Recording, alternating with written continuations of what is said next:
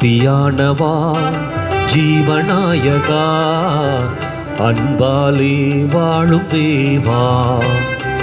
சக்தியானவா ஜீவநாயகா அன்பாலே வாழும் தேவா. ஆதி அந்தமாய் அருள் நீதி உண்மையாய் என்றென்றும் வாழும் தேவா. சக்தியானவா ஜீவநாயகா அன்பாலே வாழும் தேவா.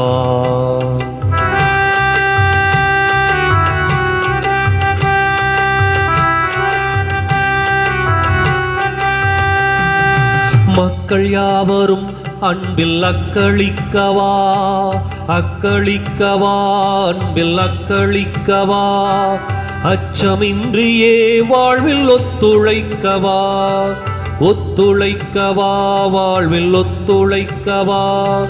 திக்கனைத்துமே உம்மை எதிரொலிக்கவா, எதிரொலிக்கவா, உம்மை எதிரொலிக்கவா. யுத்தம் நீங்கியே அமைதி உதிக்கச் செய்யவா, உதிக்கச் செய்யவா, அமைதி உதிக்கச் செய்யவா. பூமி எங்குமே நெஞ்சம் யாவும் தங்கியே அன்பாலே வாழும் தேவா. சக்தியானவா ஜீவநாயகா அன்பாலே வாழும் தேவா. சக்தியானவா ஜீவநாயகா அன்பாலே வாழும் தேவா.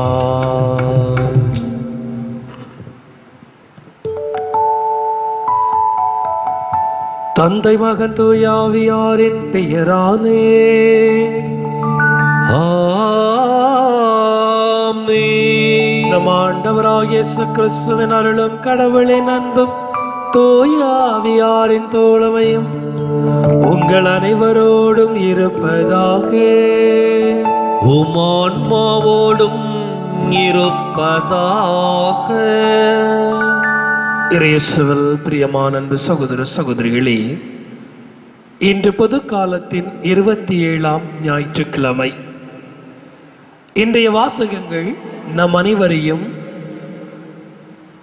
பயனளிக்கும் வாழ்வை வாழ்ந்து கனி கொடுக்கும் பிள்ளைகளாக வாழ அழைக்கின்றார் நம் ஆண்டவர் இயேசு கிறிஸ்து. ஒவ்வொரு பிறப்புக்கும் ஒரு காரணமும் ஒரு அர்த்தமும் உண்டு. அது நிறைவேறவில்லை என்றால், அதன்படி நடக்கவில்லை என்றால் அந்த வாழ்வு முழு பயனை தராது. அதுபோல கடவுளால் படைக்கப்பட்ட நாம் ஒவ்வொருவருக்கும் ஒரு கடமையும் ஒரு லட்சியமும் இருக்க வேண்டும். இந்த வேளையிலே கனிதர மறுத்த காலங்களுக்காக கடவுள் அளித்த வாழ்க்கையை நல்முறையில் வாழ மறந்த, இறைவனை விட்டு அகன்று சென்ற காலங்களுக்காக மனம் வருந்தி இந்த திருப்பலியிலே இறைவனின் மன்னிப்பை வேண்டி ஜெபிப்போம். எல்லாம் வல்ல இறைவனிடமும் சகோதர சகோதரிகளை உங்களிடமும் நான் பாவியனை ஏற்றுக்கொள்கிறேன். ஏனெனில் என் சிந்தனையாலும் சொல்லாலும் செயலாலும் கடமைகளில் தவறியதாலும் பாவங்கள் பல செய்தேன். என் பாவமே, என் பாவமே, என் பெரும்பாவமே.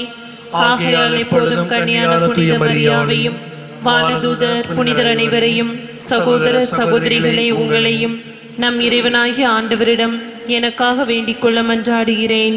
எல்லாம் வல்ல இறைவன் நம் மீது இறக்க வைத்து நம் பாவங்களை மன்னித்து நம்மை முடிவில்லா வாழ்வுக்கு அழைத்து செல்வாராக. ஆமென்.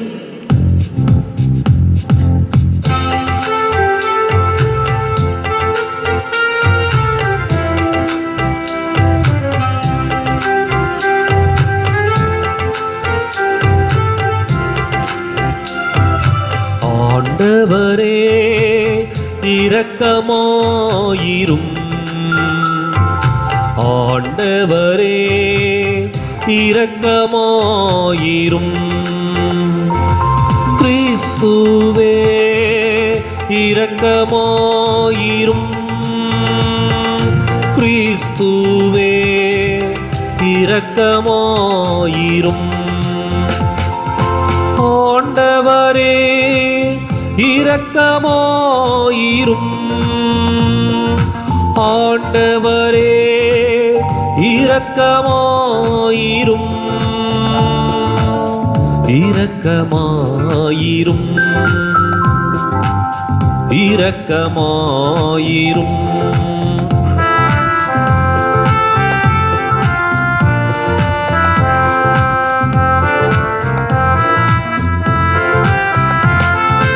உன்னதங்களிலே இறைவனுக்கு மாட்சிமை உண்டாகுக.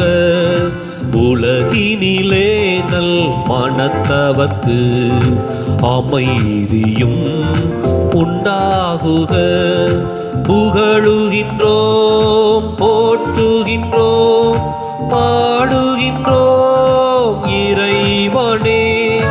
வாழ்த்துகின்றோம், வணங்குகின்றோம், வழிபாடுகின்றோம் தெய்வமே.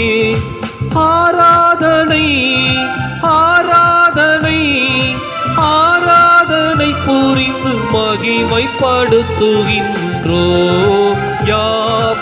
மகிமைப்படுத்துகின்றோம் யாம். உமது மேலாம் மாட்சிமைக்காக உமக்கு நன்றி நவல்கின்றோம்.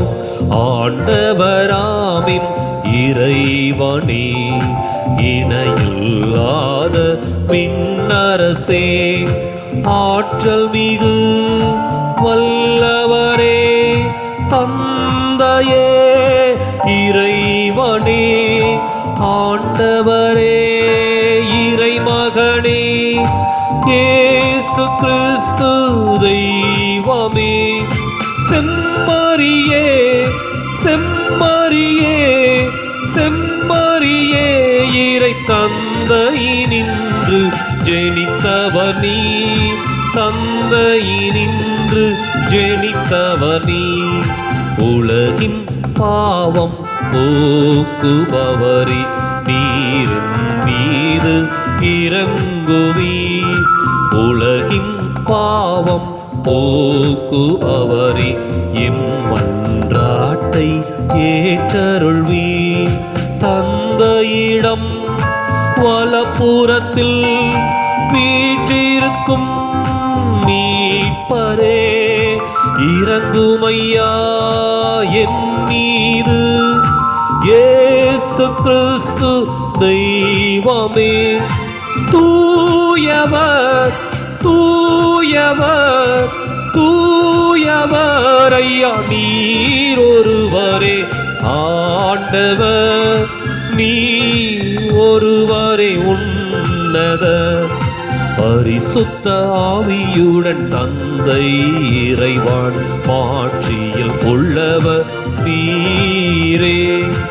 ஆ ஆ ஆ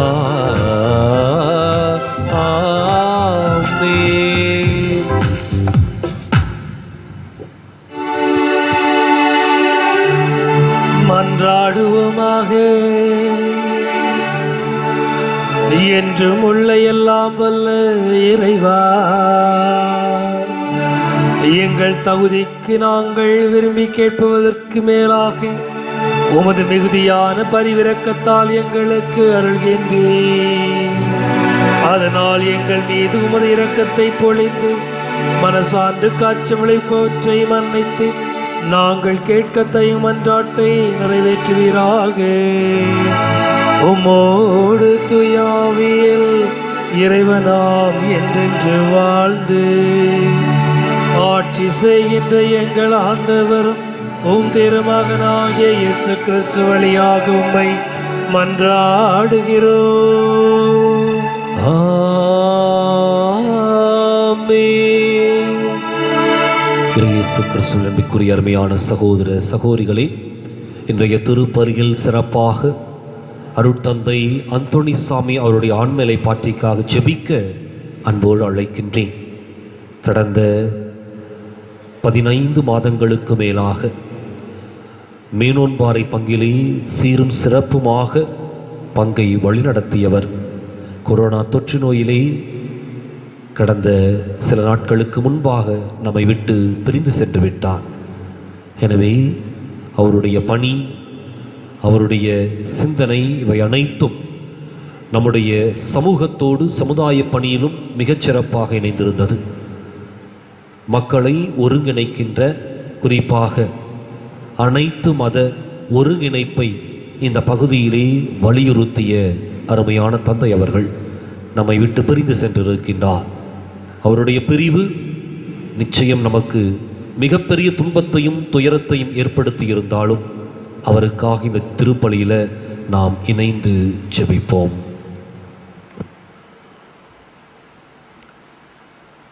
ஆண்டவரது திராட்சை தோட்டம் இஸ்ரேல் குடும்பத்தாரே. முதல் வாசகம் இறைவாக்கினர் எசாயா நூலிலிருந்து வாசகம். அதிகாரம் 5, இறை சொற்றொடர்கள் 1 முதல் 7 முடிய.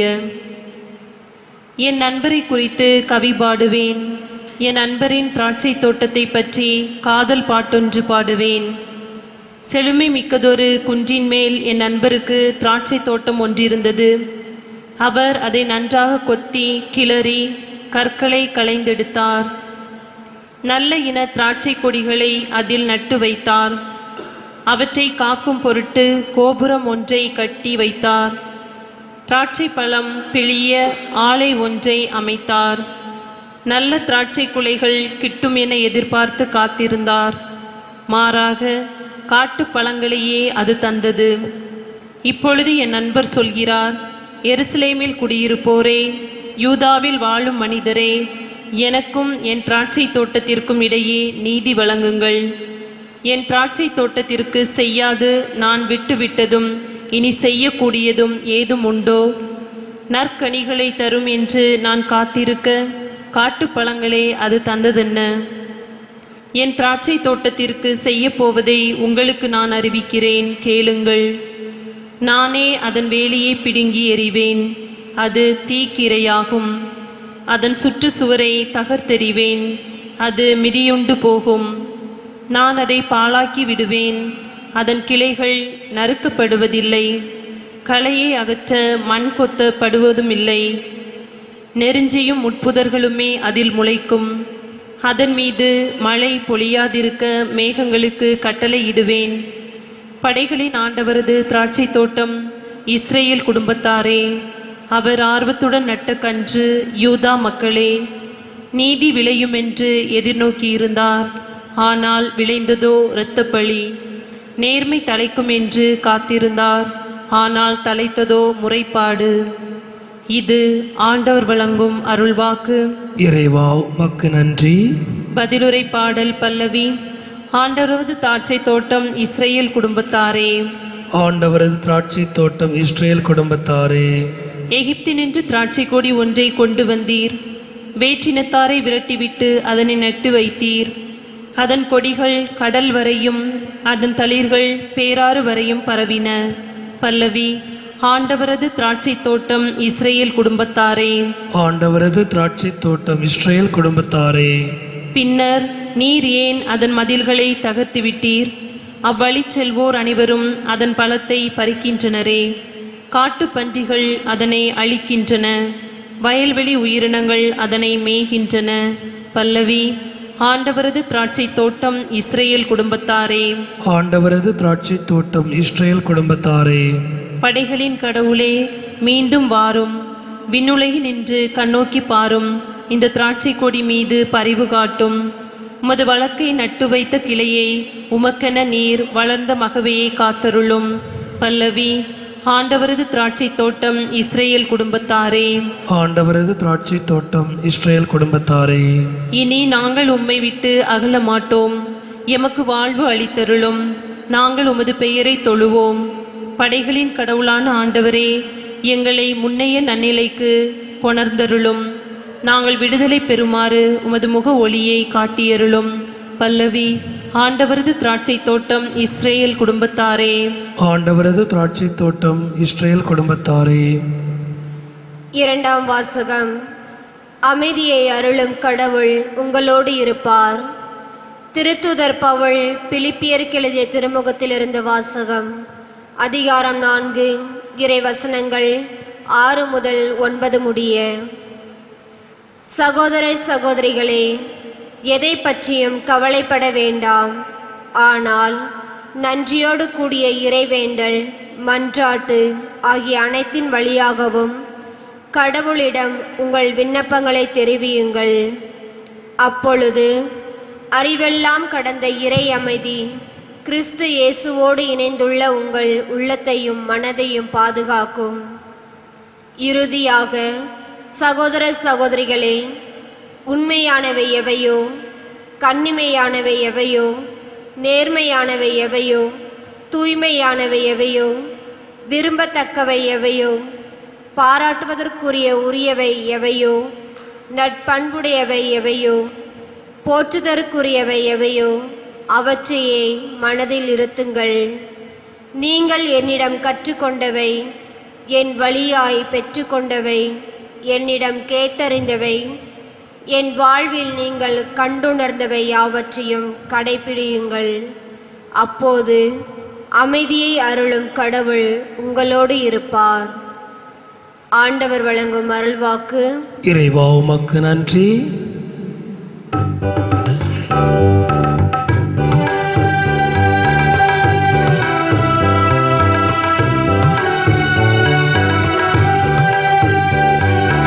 அல்லேலூயா, அல்லேலூயா, அல்லேலூயா, அல்லேலூயா, அல்லேலூயா, அல்லேலூயா, அல்லேலூயா, அல்லேலூயா. நீங்கள் கனிதரவும் நீங்கள் தரும் கனி நிலைத்திருக்கவும் உங்களை ஏற்படுத்தினேன் என்கிறார் ஆண்டவர். அல்லேலூயா, அல்லேலூயா, அல்லேலூயா, அல்லேலூயா, அல்லேலூயா. ஆண்டவர் உங்களோடு இருப்பாராக. உம் ஆன்மாவோடும் இருப்பாராக. புனித மத்தேயு எழுதிய நற்செய்தியிலிருந்து வாசகம். ஆண்டவரே, மாட்சி உமக்கே. அதிகாரம் 21, இறைவாக்கியங்கள் 33 முதல் 43 முடிய. அக்காலத்தில் இயேசு தலைமை குருக்களையும் மக்களின் மூப்பர்களையும் நோக்கி கூறியது: மேலும் ஓர் உவமையை கேளுங்கள். நிலக்கிழார் ஒருவர் ஒரு திராட்சை தோட்டம் போட்டு சுற்றிலும் வேலி அடைத்து அதில் பிழிவு குழி வெட்டி ஒரு காவல் மாடமும் கட்டினார். பின்பு தோட்டத் தொழிலாளர்களிடம் அதை குத்தகைக்கு விட்டுவிட்டு நெடும் பயணம் மேற்கொண்டார். பழம் பறிக்கும் காலம் நெருங்கி வந்தபோது அவர் தமக்கு சேர வேண்டிய பழங்களை பெற்று வரும்படி தம் பணியாளர்களை அத்தோட்டத் தொழிலாளர்களிடம் அனுப்பினார்.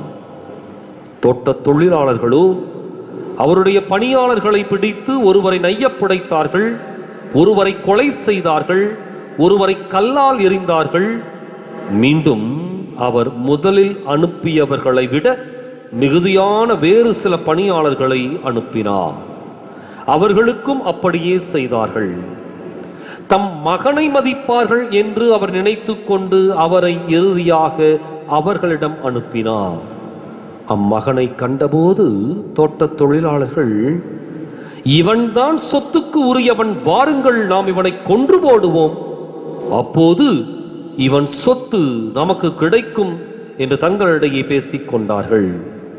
பின்பு அவர்கள் அவரை பிடித்து திராட்சை தோட்டத்திற்கு வெளியே தள்ளி கொன்று போட்டார்கள்.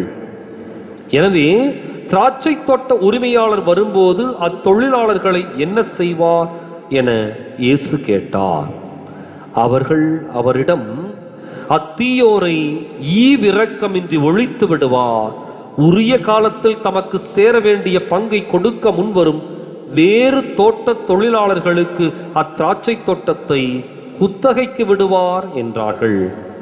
இயேசு அவர்களிடம், கட்டுவோர் புறக்கணித்த கல்லே கட்டடத்துக்கு மூளைக்கல்லாயிற்று.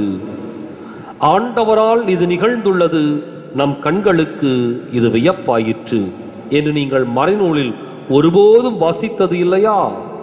எனவே உங்களிடமிருந்து இறையாட்சி அகற்றப்படும், அவ்வாட்சிக்கு ஏற்ற முறையில் செயல்படும் ஒரு மக்கள் இனத்தார் அதற்கு உட்படுவர் என நான் உங்களுக்கு சொல்கிறேன் என்றார்.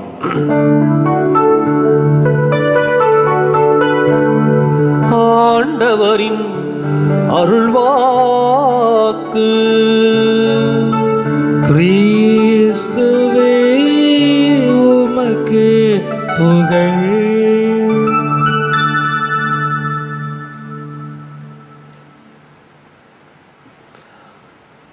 இயேசு கிறிஸ்துவுக்குரிய அருமையான சகோதர சகோதரிகளே, 27வது ஞாயிறை இன்றைய தினம் நாம் கொண்டாடி கொண்டிருக்கின்றோம்.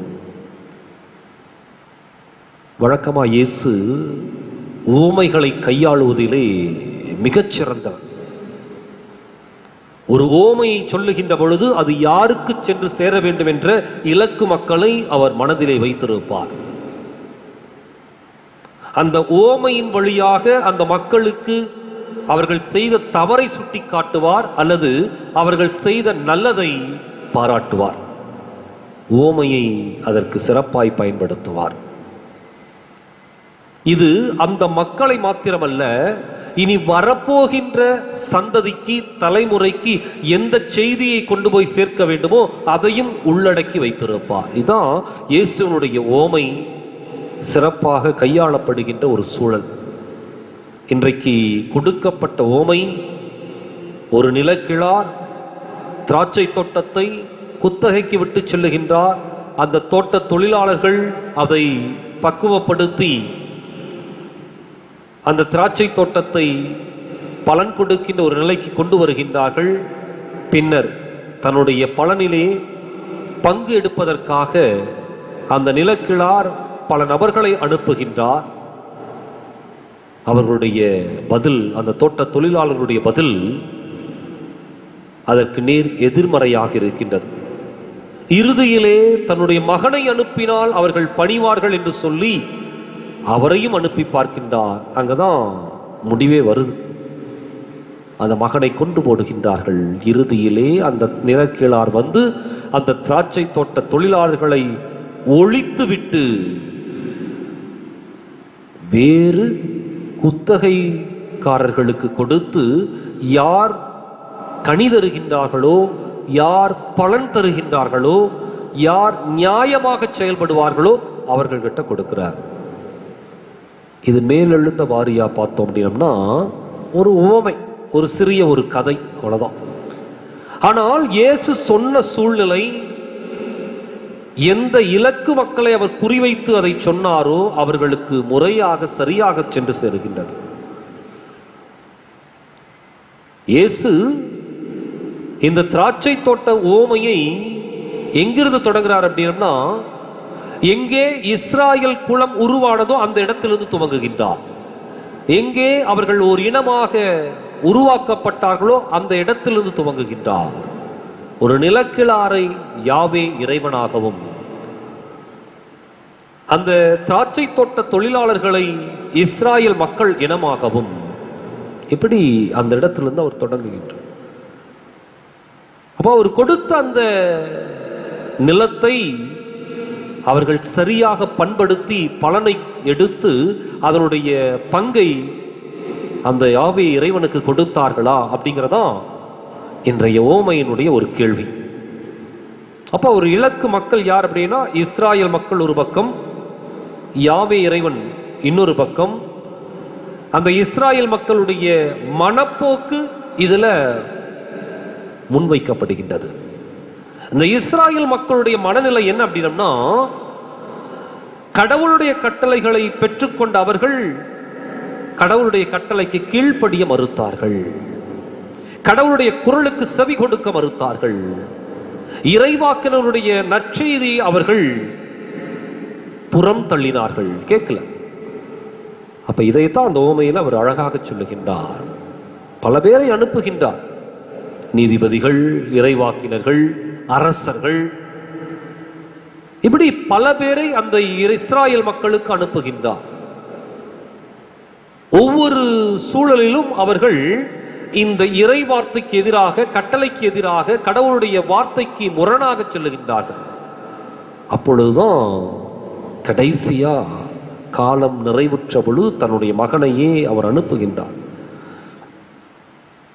அந்த இடத்துல தான் அந்த இயேசுவை அவர்கள் கொல்லப் போகின்றார்கள் அப்படிங்கிறத அவர் முன்கூட்டியே அந்த ஓமையில உள்ளடக்குகின்றார். அப்படின்றதுல நற்செய்தி அல்லது இன்றைய வாசகங்களுடைய பின்னணியில 3 காரியங்களை நாம் உணர்ந்து கொள்ள வேண்டும். ஒன்று, ஒரு மனித வாழ்வு வெறுமனே கல்லறையை நோக்கி பயணிப்பது அல்ல, மாறாக கனியை கொடுப்பதிலே அடங்கி இருக்கின்றது. வெறுமனே எல்லாவற்றையும் பெற்றுக்கொள்வதில் அல்ல, மாறாக அதை திரும்ப கொடுப்பதிலே அடங்கி இருக்கின்றது. இஸ்ராயல் மக்களுடைய வாழ்க்கை சூழலை அவர் சுட்டி காட்டுகின்ற பொழுது அவர்கள் பெற்றுக்கொள்வதிலே இருந்தார்களே ஒழிய கனி கொடுப்பதில் தயங்கினார்கள். அவர்கள் மற்றவர்களுக்கு பகிர்ந்து கொடுப்பதில் தயக்கம் காண்பித்தார்கள். அதைத்தான் சுட்டி காண்பிக்கின்றனர். அதனால எஸ்ஐயா இறைவாக்கர் சொல்றார், கனிதர மறுத்தார்கள். அந்த ஒரு சூழல்லாம் எல்லாத்தையும் பிடுங்கி போடுறார். அப்போ ஒரு மனித வாழ்வு பலன் கொடுக்கின்ற ஒரு வாழ்வாக அமைய வேண்டும். ஒரு சுயநல மனப்போக்கோடு அமைந்த மனித வாழ்வு வேறற்றது அல்லது அர்த்தமற்றது, பொருளற்றது. இன்றைக்கு நம்முடைய வாழ்க்கையை ஒரு கேள்வி எழுப்பி பார்க்க வேண்டும். நான் எந்த கனியை இதுவரைக்கும் இந்த சமுதாயத்திற்கு, இந்த மக்களுக்கு நான் கொடுத்திருக்கின்றேன்? என்னால் எப்படிப்பட்ட ஒரு நல்ல காரியம் இந்த மக்களுக்கு பகிர்ந்து கொடுக்க முடிந்திருக்கின்றது? என்னால் விளைந்த நன்மை என்ன? இது முதலாவது. இரண்டாவது, எந்த ஒரு மனித வாழ்க்கையும் நீதியானதாகவும் நேர்மையானதாகவும் உண்மையானதாகவும் இருக்க வேண்டும். அந்த திராட்சை தோட்ட தொழிலாளர்கள் உழைத்தார்கள், இல்லை என்று சொல்வதற்கில்லை. ஆனால் அவருடைய உழைப்பில், அவருடைய அந்த பலனில் நீதியும் நியாயமும் நேர்மையும் இருந்தா அப்படிங்கிறதா கேள்விக்குறி. ஏனென்றால் அவர்கள் ஒவ்வொரு முறையும் ஒவ்வொன்றை சொல்லுகின்றார்கள். எப்படியாவது இந்த பலன் முழுவதையுமே அபகரிக்க வேண்டும் என்ற நேர்மையற்ற மனம் அவர்களுக்குள் இருந்தது. எனவே அந்த மனிதர்களை கொல்லுகின்றார்கள், கல்லால் எரிகின்றார்கள், சிலரை ஊருக்கு வெளியில வச்சு கொலை செய்கின்றார்கள். கடைசியா அவங்க சொல்லிட்டு வர்றது என்ன அப்படின்னா, வாருங்கள், இவன் தான் சொத்துக்கு உரியவன், இவனை கொன்று போட்டால் இந்த சொத்து முழுவதும் நம்முடையதாகும் என்று சொல்லிக்கொண்டு அந்த மகனை கொலை செய்கின்றார்கள். எனவே நீதியற்ற, நேர்மையற்ற, உண்மையற்ற மனிதர்களாக அந்த திராட்சை தோட்ட தொழிலாளர்கள் இருக்கின்றார்கள். இன்றைக்கு நம்முடைய வாழ்க்கையை ஒரு கேள்வி எழுப்பி பார்ப்போம். என்னுடைய வாழ்க்கையில நீதியும் நேர்மையும் உண்மையும் எந்த இடத்துல இருக்குது? அடுத்தவர்களை அடிமைப்படுத்துவதற்காகவும், அடுத்தவருடைய சொத்தை பிடுங்குவதற்காகவும், அல்லது தான் மட்டுமே வாழ வேண்டும் என்பதற்காகவும் ஒரு சுயநல மனப்போக்கோடு வன்முறையும் அடக்குமுறையும் கையாளுகின்றோமா? அங்க அழிவு நிச்சயம், அழிவு நிச்சயம். இது இரண்டாவது. மூன்றாவது, நாம் செயல்படுகின்ற விதம் ஒன்று, கடவுள் செயல்படுகின்ற விதம் வேறு. இந்த இஸ்ராயல் மக்கள் என்ன நினைச்சிட்டாங்க? மீட்புங்கிறது அவர்களுக்கு மட்டும்தான், அதான் அவங்க நினைச்சிருந்தது. கடவுளுடைய அருள் தங்களுக்கு மட்டும்தான். இயேசு அந்த சிந்தனையை ஒரு புரட்சிகரமான எண்ணத்தோடு மாற்றுகின்றார். அந்த திராட்சை தோட்டத்தை புடுங்கி வேறொரு குத்தகைதாரரிடம் கொடுக்கின்றார். வேறொரு குத்தகைதாரர் அப்படிங்கிறவங்க ஒடுக்கப்பட்டவர்கள், ஒதுக்கப்பட்டவர்கள், புறம் தள்ளப்பட்டவர்கள், பாவிகள், வரி வசூலிப்பவர்கள், இவங்க தான் வேறு குத்தகைதாரர்கள். இவர்கள் கடவுளுடைய அருளை பெறுவதற்கு தகுதி உடையவர்கள் என்பதை மிக தெளிவாக ஆண்டவர் இயேசு முன்வைக்கின்றார். இந்த மூன்றையும் நாம் யோசிச்சு பார்ப்போம். இன்றைக்கு நம்முடைய வாழ்க்கை கனி கொடுக்கின்ற, பலன் கொடுக்கின்ற வாழ்க்கையாக அமைந்திருக்கின்றதா? இன்று நம்முடைய வாழ்க்கை நீதியும் நேர்மையும் உண்மையும் அடிப்படையாக வைத்திருக்கின்றதா? இன்று நம்முடைய சிந்தனை அடுத்தவர்களை புறம் தள்ளி தன்னை மட்டும் முன்னிலைப்படுத்துகின்ற ஒரு வாழ்வாக அமைந்திருக்கின்றதா? அல்லது கடவுளுடைய அருள் எல்லோருக்கும் உரித்தானது என்பதை ஏற்றுக்கொள்ளுகின்ற மனப்பக்குவம் நம்மிடம் இருக்கின்றதா? சிந்தித்து பார்ப்போம். மீண்டுமாக நம்முடைய எண்ணங்களை சீர்தூக்கி சீர்திருத்தி மீண்டும் ஆண்டவருடைய வழியை பின்பற்ற இந்த திருப்பலியில் சிறப்பாய் ஜெபிப்போம். விசுவாச பிரமாணம்.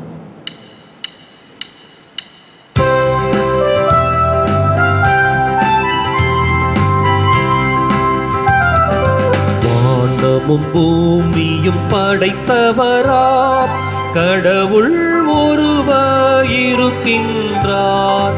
தந்தை மகன் தூய ஆவியராய் ஒன்றாய் வாழ்வோரை நம்புகிறோம். பரிசுத்த ஆவியின் வல்லமையால் இறை மகன் நமக்காய் மனுவானார். கண்ணி மரியிடம் பிறந்தவராம் இயேசுவை உறுதியாய் நம்புகிறோம். பிலாத்துவின் ஆட்சியில் பாடுபட்டார், சிலுவையில் மரித்து அடக்கப்பட்டார். மூன்றாம் நாளில் உயிர்த்தெழுந்தார், மரணத்தின் மீது வெற்றி கொண்டார். பரலோகம் வாழும் தந்தையிடம் அரியணை கொண்டு இருக்கின்றார். உலகம் முடியும் காலத்திலே நடுவாராய் திரும்பவும் வந்திடுவார். பரிசுத்த ஆவியை நம்புகிறோம், பாரினில் அவர் துணை வேண்டிடுவோம். பாவ மன்னிப்பில் தூய்மை பெற்று பரிகார வாழ்வில் நிலைத்திடுவோம். திருச்சபை உரைப்பதை நம்புகிறோம், புனிதர்கள் உறவை நம்புகிறோம். உடலின் உயிர்ப்பை நிலை வாழ்வை விசுவாச பொருளாய் நம்புகிறோம்.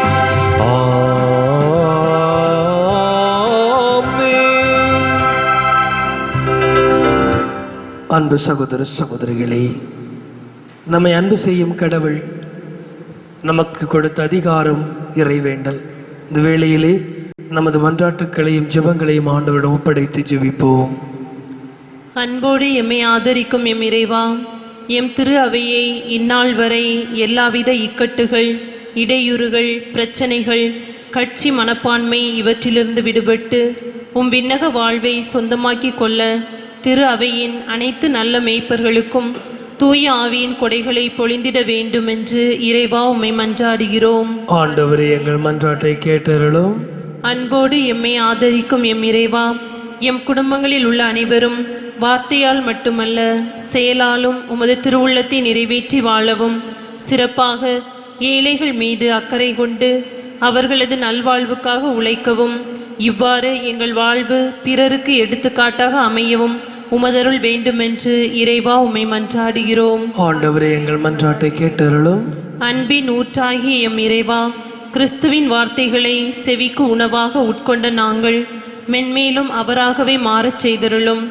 எங்கள் வாழ்வில் எல்லா சூழ்நிலைகளிலும், சிறப்பாக எங்களது குடும்ப வாழ்க்கையிலும் கிறிஸ்துவின் மனநிலையை நாங்கள் எமதாக்கி கொண்டு ஒருவரை ஒருவர் ஏற்று ஒன்றிணைந்து உமதருள் தர வேண்டுமென்று இறைவா உம்மை மன்றாடுகிறோம். ஆண்டவரே, எங்கள் மன்றாட்டை கேட்டருளும்.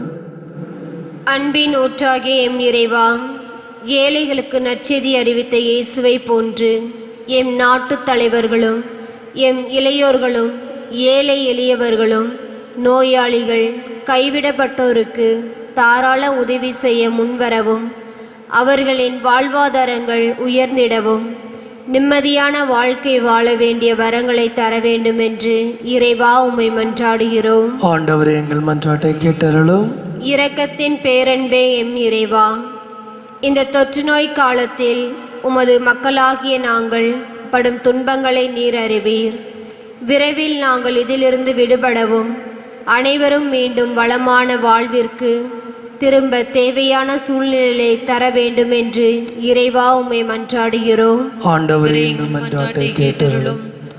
அன்பு சகோதர சகோதரிகளை, சில நிமிடம் மௌனமாக நின்று நமது உள்ளத்தின் ஜெபங்களை நம்மோடு பேசும் இறைவனிடம் ஒப்படைத்து ஜெபிப்போம்.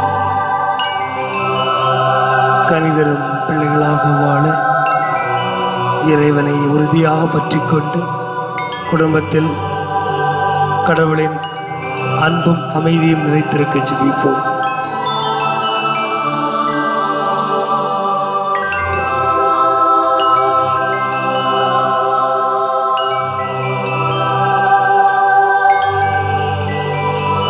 இந்த ஜெபங்களை எல்லாம் எங்கள் ஆண்டவராகிய இயேசு கிறிஸ்து வழியாக உம்மை மன்றாடுகிறோம். ஆமென்.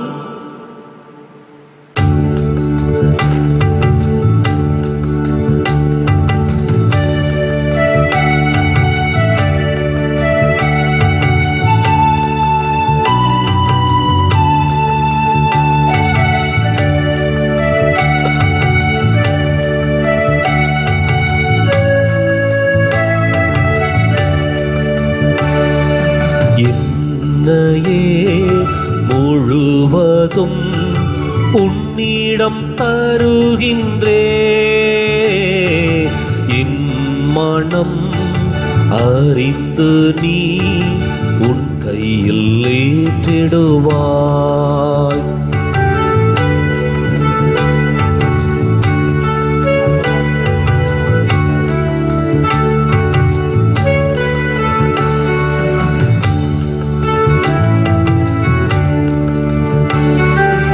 உண்மைக்காக வாழ்ந்திடும் நெஞ்சம் என்னில் உண்டு, உயிர் கொடுக்கவும் துணிந்திடும் உந்தன் பாதை சென்று, என் நெஞ்சில் வாழ்பவன் நீதானே, இனி அச்சம் கொள்வதும் நீதானே.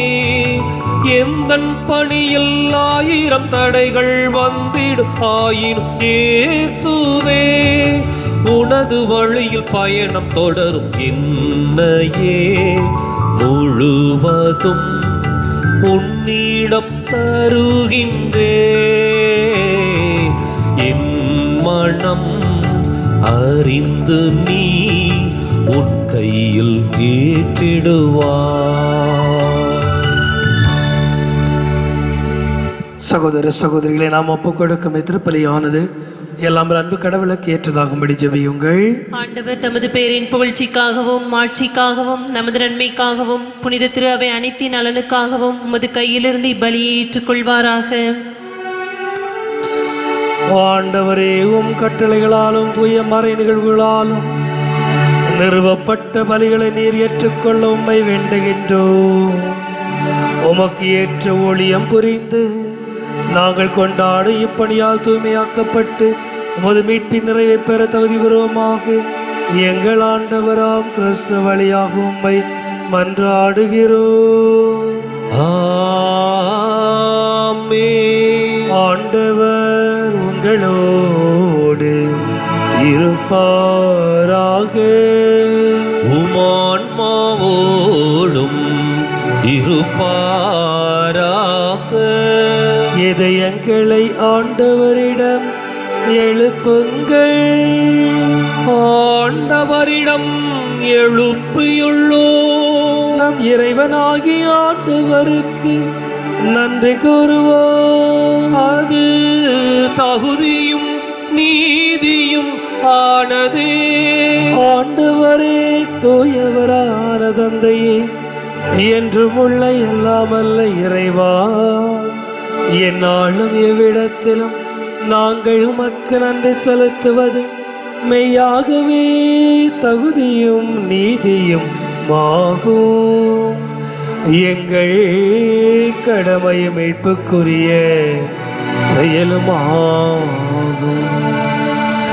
அழிவுக்குரிய மனிதருக்கு உமது இறையியல்பின் ஆதரவை அளிக்கின்றேன். மேலும் மனிதரின் சாகும் தன்மை வினைபோக்கு மருந்தாக பயன்படுத்தி நாங்கள் எவ்வாறு அழிவுறுகிறோமோ அவ்வாறே எங்கள் ஆண்டவராக இயேசு கிறிஸ்து வழியாக இவை அனைத்திலும் அவற்றை மாட்சிக்கு ஏற்றதாக உமக்கு உணர்த்துகின்றது. அவர் வழியாகவே உமது மாண்பை வானதூதர்களின் அணிகள் வழிபடுகின்றன.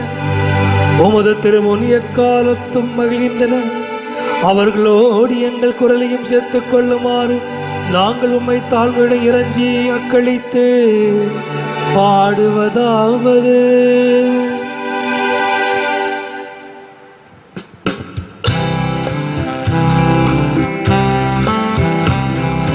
தூயவர் தூயவர் தூயவர் வான் படைகளின் கடவுளாம் ஆண்டவர்.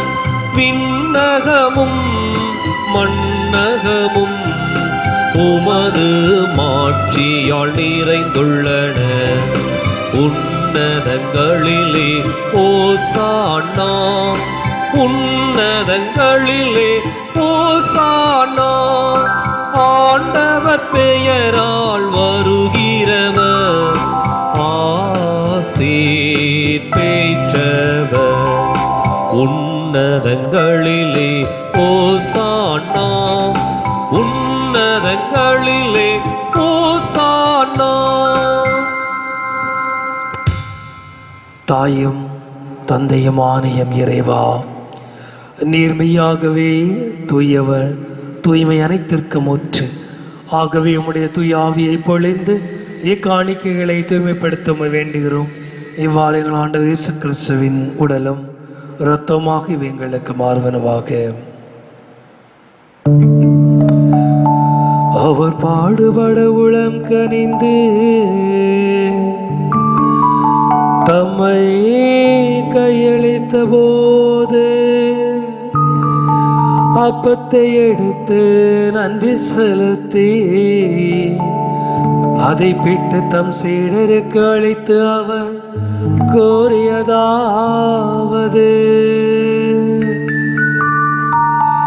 அனைவரும் இதிலிருந்து பெற்று உண்ணுங்கள், ஏனெனில் இது உங்களுக்காக கையளிக்கப்படும் என் உடல்.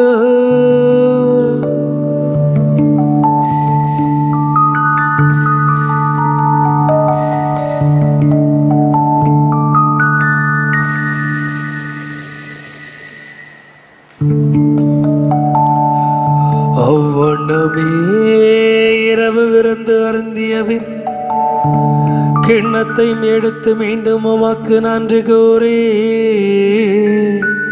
தம் சீடருக்கு அளித்து அவர் கோரியதாவது: அனைவரும் இதிலிருந்து பெற்று பருகுங்கள், ஏனெனில் இது புதிய நிலையான உடன்படிக்கைக்குரிய என் இரத்தத்தின் கிண்ணம். இது பாவ மன்னிப்புக்கென்று உங்களுக்காகவும் பலருக்காகவும் சிந்தப்படும்.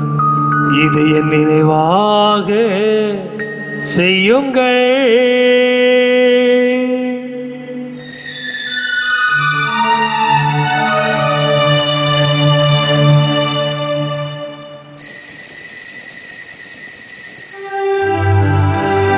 நம்பிக்கையின் மறைபொருள்.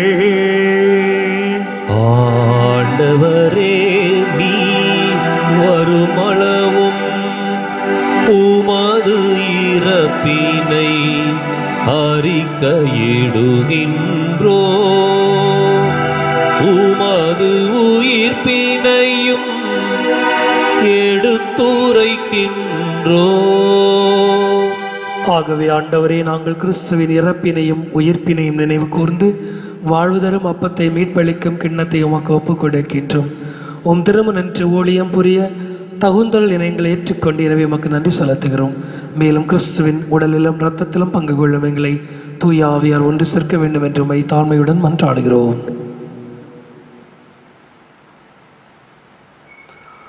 ஆண்டவரே, உலகெங்கும் பரவியிருக்கும் அது திரு அவையை நினைவு கூர்ந்தருளும். எங்கள் தலைமை தந்தை பிரான்சிஸ், எங்கள் மறைமாவட்ட தலைமை தந்தை பீட்டர் பீர், எல்லா திருநிலையினராகிய அனைவரோடும் உமது திரு அவை அன்பில் நிறைவு பெறச் செய்தருளும். மேலும் உயிர்த்தெழும் எதிர்நோக்குடன் துயில் கொள்ளும் எங்கள் சகோதரர் சகோதரிகளையும், இறந்தோர் அனைவரையும், குறிப்பாக தொற்று நோயிலே இறந்த சகோதர சகோதரின் ஆன்மாக்களையும், விடுதலைக்காக விதைக்கப்பட்டிருக்கின்ற நம்முடைய ஈழத்தமிழ் உறவுகளையும் இரக்கத்துடன் நினைவு கூர்ந்து உமது திருமுக ஒளியினுள் ஏற்றருளும். எங்கள் அனைவர் மீதும் இரக்கமாயிரும். கடவுளின் கன்னித்தாயான புனித மரியா, அவருடைய கணவரான புனித யோசேப்பு, புனித திருத்தூதர்கள், இவ்வுலகிலும் உகந்தவராய் இருந்தோர் ஆகிய புனிதர் அனைவருடனும் நாங்கள் நிலைவாழ்வில் பங்கு கொள்ளும் தகுதி பெற்று உம் திருமகன் இயேசு கிறிஸ்து வழியாக உம்மை புகழ்ந்தேத்தும் வரமருள உம்மை மன்றாடுகிறோம்.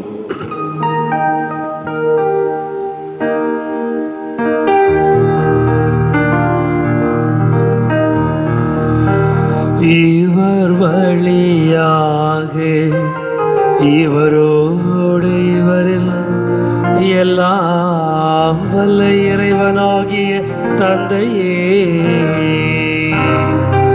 பரிசுத்தாவியில் ஒன்றைப்பில் எல்லா புகழும் ஆட்சியும் என்றென்றும் உமக்கு உரியதே.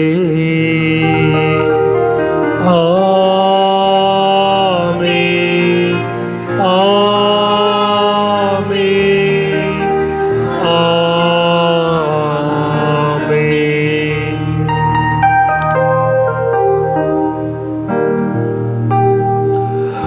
மீட்பரின் கட்டளையால் கற்பிக்க பெற்று இறைவடிப்பினையால் தேர்ச்சி பெற்று நாம் துணிந்து பாடுவோம். விண்ணுலகில் இருக்கிற எங்கள் தந்தையே, உமது பெயர் தூயது என போற்றப் பெறுக. உமது ஆட்சி வருக. உமது திருவுளம் விண்ணுலகில் நிறைவேறுவது போல மண்ணுலகிலும் நிறைவேறுக. எங்கள் அன்றாட உணவை இன்று எங்களுக்கு தாரும். எங்களுக்கு எதிராக குற்றம் செய்வோரை நாங்கள் மன்னிப்பது போல எங்கள் குற்றங்களை மன்னியும். எங்களை சோதனைக்கு உட்படுத்தாதேயும், தீமையிலிருந்து எங்களை விடுவித்தருளும். ஆண்டவரே, தீமை அனைத்திலிருந்தும் எங்களை விடுவித்து எங்கள் வாழ்நாளில் அமைதியை கனிவுடன் அருளும் உம்மை மன்றாடுகிறோம். உமது இரக்கத்தின் உதவியால் நாங்கள் பாவத்திலிருந்து எப்போது விடுதலை பெற்று யாதொரு கலக்கம் இன்றி நலமாயிருப்போமாக. நாங்கள் எதிர்நோக்கி இருக்கும் பேரின்பத்திற்காகவும் எம் மீட்பராம் இயேசுவின் வருகைக்காகவும் காத்திருக்கின்றோம். ஏனெனில் ஆட்சியும் வல்லமையும் மாட்சியும் என்றென்றும் உமதே. ஆண்டவரே இயேசு கிறிஸ்துவே, அமைதியை உங்களுக்கு விட்டு செல்கிறேன், என் அமைதியை உங்களுக்கு அளிக்கின்றேன் என்று உம் திருத்தூதர்களுக்கு மொழிந்தீரே. எங்கள் பாவங்கள், குறைகள், குற்றங்களை பாராமல் உமது திரு அவையின் நம்பிக்கை கண்ணோக்கி உமது திருவுளத்திற்கு ஏற்பதற்கு அமைதி ஒற்றுமைத்தல்வீராக. என்றென்று வாழ்ந்து ஆட்சி செய்கின்றவர் நீரே.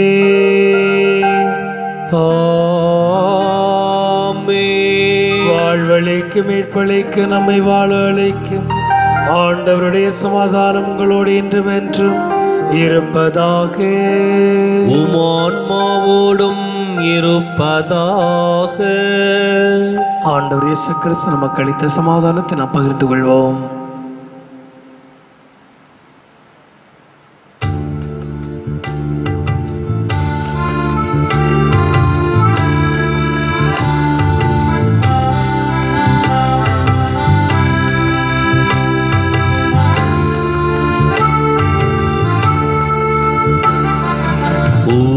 உலகின் பாவம் போக்கும் இறைவனின் செம்மறியே, எம்மேல் இரக்கம் வையும். உலகின் பாவம் போக்கும் இறைவனின் செம்மறியே, எமக்கு அமைதி அருளும், எமக்கு அமைதி அருளும். சகோதர சகோதரிகளே, இதோ இறைவனின் செம்மறி, இதோ உலகின் பாவங்களை போக்க வந்த நம் ஆண்டவர் இயேசுவின் திருவுடலும் திரு ரத்தமும் இந்த ஆண்டவரின் விருந்திற்கு அழைக்கப் பெற்று நாம் பேறு பெற்றோர். ஆண்டவரே, நீர் என் இல்லத்தில் எழுந்தருள நான் தகுதியேற்றவள். ஆனால் ஒரு வார்த்தை மட்டும் சொல்லியருளும், எனது ஆன்மா நலமடையும்.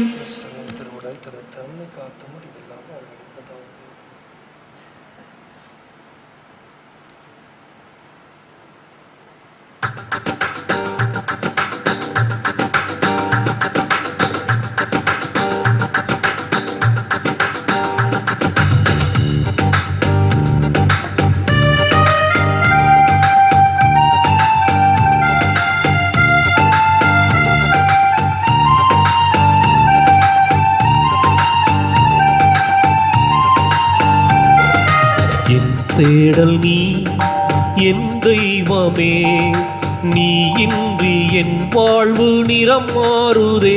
உன்னை மனம் தேடுதே, நீ வழிகாட்டுமே. என் தேடல் நீ என் தெய்வமே, நீ இன்றி என் வாழ்வு நிறம் மாறுதே. உன்னை மனம் தேடுதே, நீ வழிகாட்டுமே. இறைவா இறைவா வருவாய் இங்கே, இதயம் அருகில் அமர்வாயின்றே. இறைவா இறைவா வருவாய் இங்கே, இதயம் அருகில் அமர்வாயின்றே.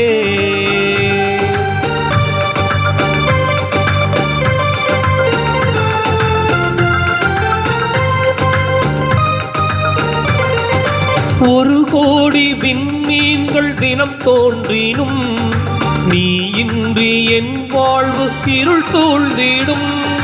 பிறரன்பை என் பணியில் நான் ஏற்கையில், உன் அன்பு உயிர் தந்து வாழ்வாகிடும்.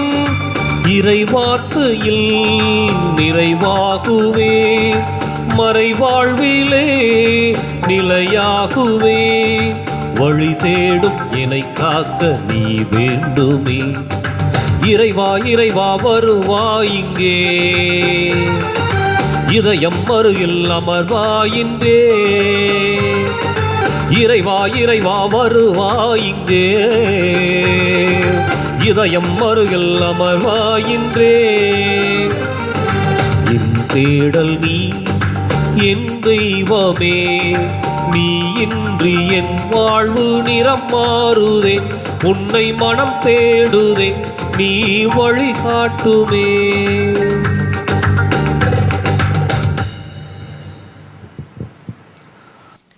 இயேசு கிறிஸ்து நம்பிக்குரிய அருமையான சகோதர சகோதரிகளே, கொரோனா தொற்று நோயினுடைய தாக்கம் அதிகரித்து கொண்டு வருவதால் கேரள அரசாங்கத்தினுடைய வழிகாட்டுதலின்படியும் நம்முடைய பாலக்காட்டு மாவட்ட ஆட்சியருடைய அறிவுறுத்தலின் பேரிலும் இதற்கான நடவடிக்கைகள் எடுக்கப்பட்டு நேற்றைய தினம் 3ஆம் தேதி முதல் 144 தடை உத்தரவு அமலுக்கு வந்திருக்கின்றது. இதனை முன்னிட்டு அனைத்து ஆலயங்களிலும் நடைபெறுகின்ற திருப்பலிகள் ரத்து செய்யப்பட்டிருக்கின்றன. ஆயரவருடைய சுற்றறிக்கை அனுப்பப்பட்டிருக்கின்றது. எனவே வழிபாடுகளுக்குரிய வசதி வாய்ப்புகளை அவரவர் இல்லங்களிலே ஏற்படுத்தி கொள்ளும்படி அன்போடு வேண்டுகின்றேன். அன்புக்குரிய சகோதர சகோதரர்களே, இந்த நாட்களிலே அதிகமாக ஜெபிக்க உங்களை அன்போடு வேண்டுகின்றேன். கொரோனா நோய் தொற்று பரவலானது நம்முடைய கேரள மாநிலத்திலே அதிகமாக பரவிக்கொண்டு வருகின்றது. தற்பொழுது அது 8000 9000 என்று சொல்லி கடந்து கொண்டிருக்கின்றது. எனவே இந்த சூழலில் நாமும் பாதுகாப்பாக இருப்போம். அடுத்தவர்களுக்கு தேவையான பாதுகாப்புகளை செய்து கொடுப்போம். அதே சமயத்தில் ஜெபத்திலே நிலைத்திருப்போம். இறைவன் நமக்கு நல்லருள் புரிவார். இன்னும் வர இருக்கிற நாட்களிலே அதிகமாக நாம் நம்முடைய சமுதாயத்தை குறித்து சிந்திக்க வேண்டிய கடமையில் இருக்கின்றோம். சமுதாய ஒருங்கிணைப்பு அதிகபட்சமாக நடைபெற்று கொண்டிருக்கின்ற வேளையில் வரப்போகின்ற ஒவ்வொரு காரியத்தையும் அதனுடைய பின்னணியிலே சந்திக்க அன்போடு வேண்டுகின்றேன். இன்றைக்கு நம்முடைய போராட்டங்களும் ஒருங்கிணைப்பும் பல வளர்ச்சி திட்டங்களை இந்த பகுதிக்கு கொடுத்திருக்கின்றன.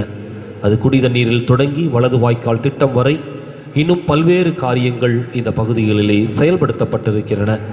அவை ஒவ்வொன்றும் நம்முடைய போராட்டங்கள், நம்முடைய சமுதாய ஒருங்கிணைப்பினுடைய பலன்கள். எனவே இதை மனதில் கொண்டு தொடர்ந்து வருகின்ற எந்த ஒரு நிகழ்வாக இருந்தாலும் கட்சி மனப்பான்மையோடு அல்ல, கட்சி வெறியோடு அல்ல, மாறாக நம்முடைய ஐக்கியத்தில், நம்முடைய ஒருங்கிணைப்பில், நம்முடைய உறவுகளில் நம்பிக்கை வைத்தவர்களாக பங்கெடுக்க அன்போடு கேட்டுக்கொள்ளுகின்றேன். இறுதி ஜெபத்திற்காக அனைவரும் எழுதி நிற்போம்.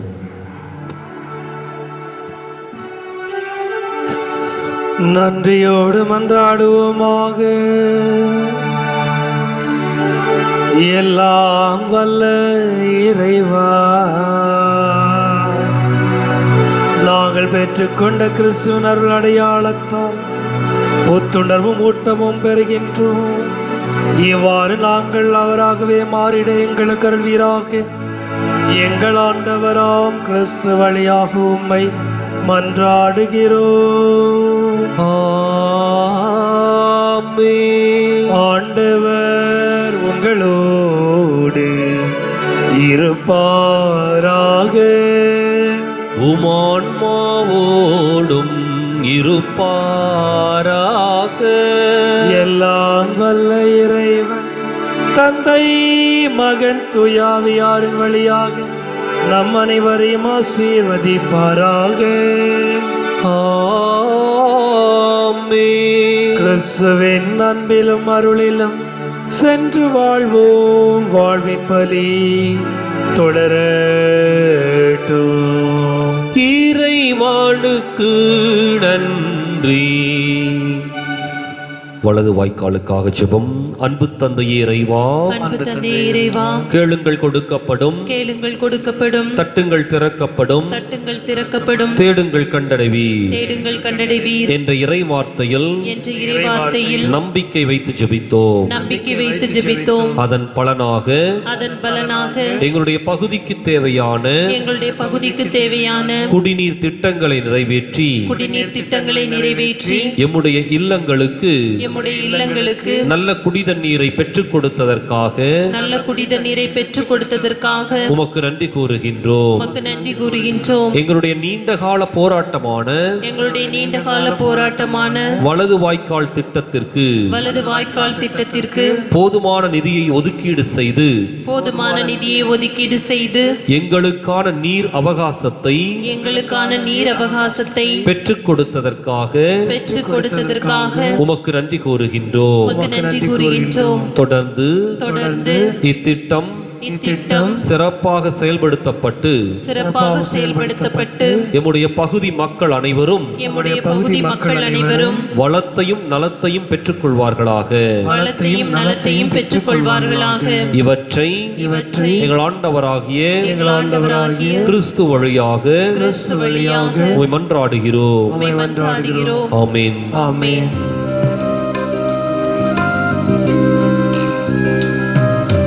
ஞானம் நீரை கண்ணிகையே, நாதனை தாங்கிய ஆலயமே. ஞானம் நீரை கண்ணிகையே, நாதனை தாங்கிய ஆலயமே.